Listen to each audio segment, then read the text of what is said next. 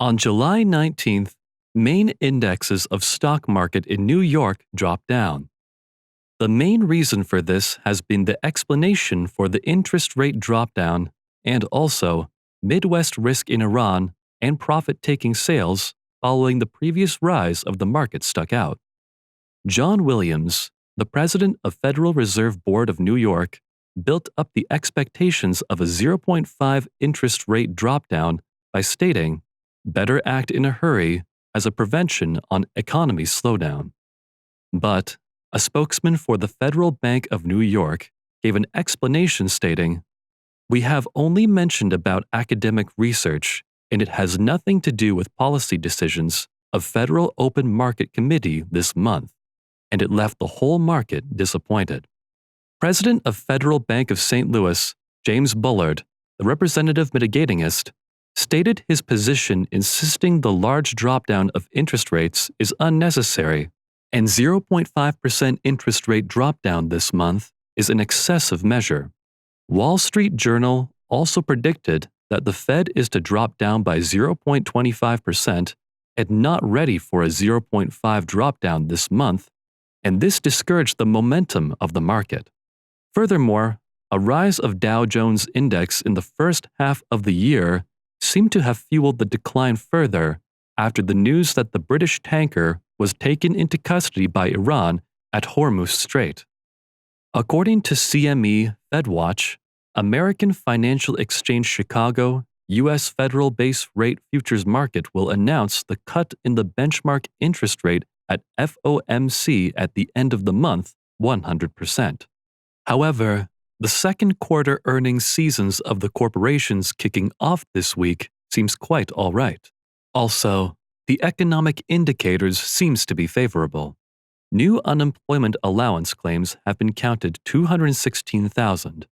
Compared to last week, it is 8,000 more, and this meets the expectations of experts. And this still is the lowest level ever. Here, we can see the concerns of the Fed. The decision of dropdown of interest rates should be made by the financial masters, that is, board members of the Fed, not by the public. We should only focus on the result that these decisions will bring and how to set up an investment strategies. From now on, we will follow the recent history and stock market trends of U.S. interest rate with this graph. Experiencing economic crisis, it took 15 months for Federal Reserve Board to bring 5.25% of federal benchmark interest rate to 0%. Now, the valuation of our stock market is greater than ever in history, and the thing that the Fed has to lower the interest rates actively means falling into recession. This is the main issue the investors should be aware of. Soon, the economy is about to drop down and fall into recession, and the stock market will also go downward, and your stock cannot avoid this, so we cannot emphasize any more. Recently, national bond interest rate on government bonds is on a fast downward mostly. On our last video, we have mentioned that we need to focus on turnarounds in interest rate differences from 10-year bond and 3-month bond. Now, we should expand our view to 2-year and 10-year yield curve. Fed has increased the interest rates for now, but it is considering when and how much to lower back, and we are at the very significant moment.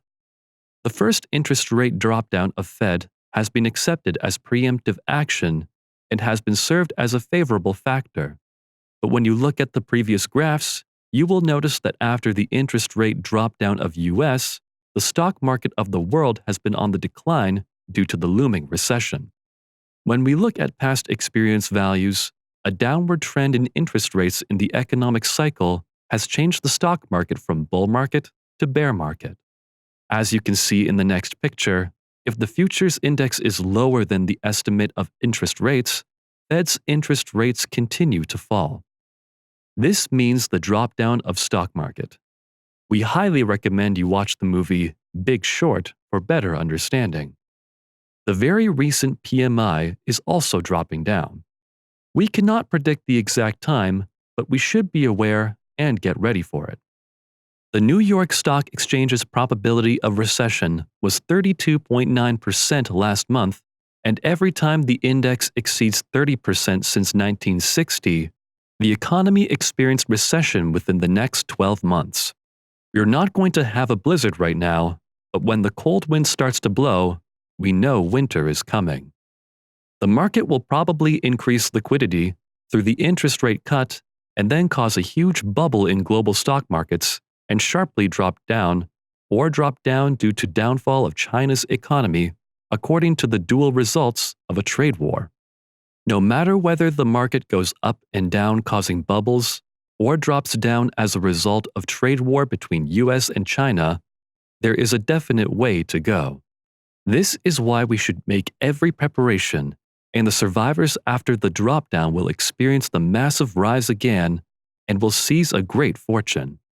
We truly hope you to be the one who acquires the wealth. On our next video, we will predict how the trade war between US and China will carry out and how it will end. Please stay tuned to our next video.